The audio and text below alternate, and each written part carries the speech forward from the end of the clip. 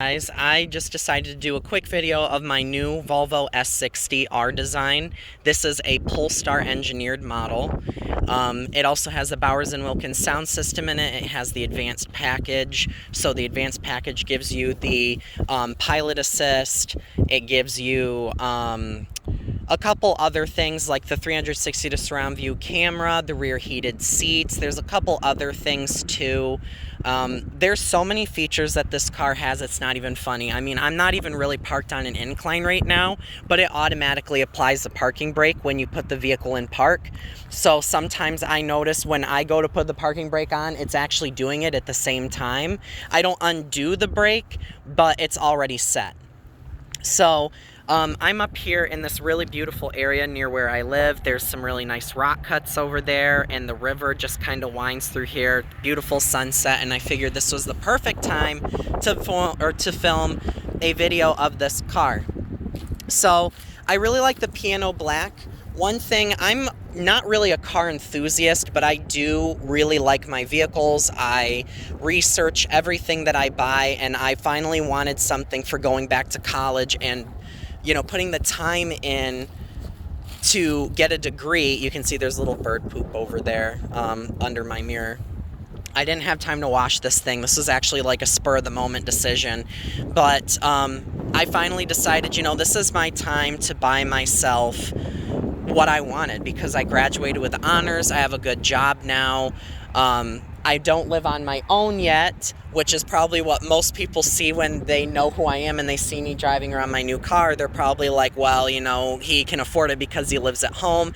I can afford to live on my own, but it's just stupid right now because there's no real reason to stay on my own if I intend on traveling with my job as a respiratory therapist.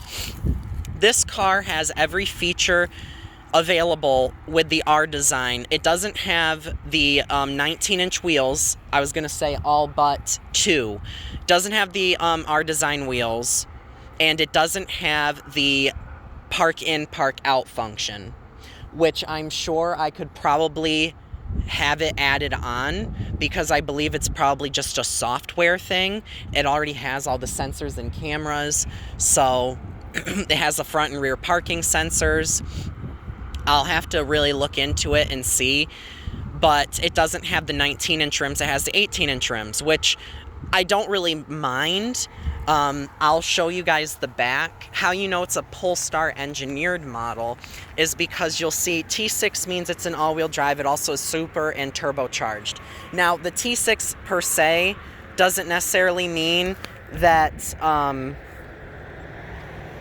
it is the all-wheel drive, or the T6 means it's supercharged and turbocharged. But on the S60, a T6 S60 made after 2018, this body style, I should say, is going to be all-wheel drive if it's a T6. They only make a front-wheel drive in the T5 Momentum and Inscription and an R-design. I shouldn't have mentioned the actual trim levels. I should have just said the T5. Mine also has the dual exhaust. They aren't split, though. I don't know if that is a model thing that they started after 2019, because mine's a 2019 leftover, and I put 5,000 miles on it already. It has like 5,000 something because I drove it to go see my grandparents. But these cars, I'm not going to go into extreme detail of everything that it has, but there are so many little things that they focus in on. Yes, car features, but also things that they do better than other vehicle brands, like the under-the-handle lights on all four door handles. The other reason why I really wanted this specific model S60, or a Volvo S60, was I've always wanted a Volvo, but I like how Volvo doesn't overcrowd their sedan market, and they don't overcrowd their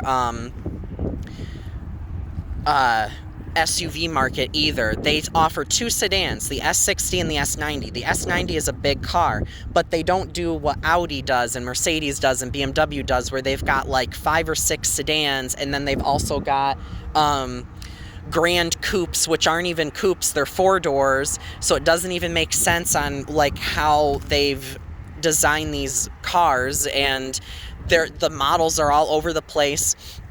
Because this is a Polestar model, it also has a Polestar mode. I've never used it, but this car is very quick. It's the quickest car I've ever owned, and it's by far quicker than most cars that I pass in this area that I live in. And it's very comfortable. Now, I won't lie, I did have to take it in for a check engine light, which was a filler neck thing for the gas tank and the gas cap. They said that if they reset it, but if it happens again, to just call them and then they'll replace it. But they've only had to do it one other time on an XC60. The other problem, I was driving home a couple days ago, and it was the last time I drove this before then, or before now, and the message came up in the center screen and then also on my instrument panel saying that low beam failure or low beam malfunction. And this has the adaptive headlights and it has automatic high beam, so I was using all of them, and I came back into my car. It actually logs it in a book, and it asks you if you'd like to make an appointment, or it'll tell you that you can make an appointment to get that looked at. But I came out today and it's not on there anymore. I Googled it. Somebody said that they did have issues with it in the past. Hopefully it doesn't happen again. I'll be really upset, because when little things like that happen to my car, I feel like those things are going to start coming up, nickel and diming me. I made a bad decision, but that's why I bought like the extended warranty. I actually did a 5-year unlimited mile warranty. It's basically the same thing as what they do on their certified vehicles. So I got that for this just because I plan on keeping it for a long time. As I said, it's all-wheel drive, but I am not going to ruin my paint by driving in the snow with this car. So I have my Subaru Impreza, but this is more of like, this is what they call fusion red. It is a tomato red color. It's red, but it also has an orange that I hope you guys can see, that hopefully will pick up on the camera. But I love this car. I feel good driving this car, not in like a snobby way. I just feel really good driving it. We can hop in really quick. I just found this wallet up here. Somebody left their wallet and there's information in it, so I'm going to take it to the police. But you can see it kind of glows when you get in. It has these little mystical swirlies, and then it pops up. You can actually change the mode, which will change your clusters. I actually think you can change the cluster colors and the setup separately from the actual drive mode. I don't know if the drive mode per se changes anything, but it has like literally everything except for like the park in, park out.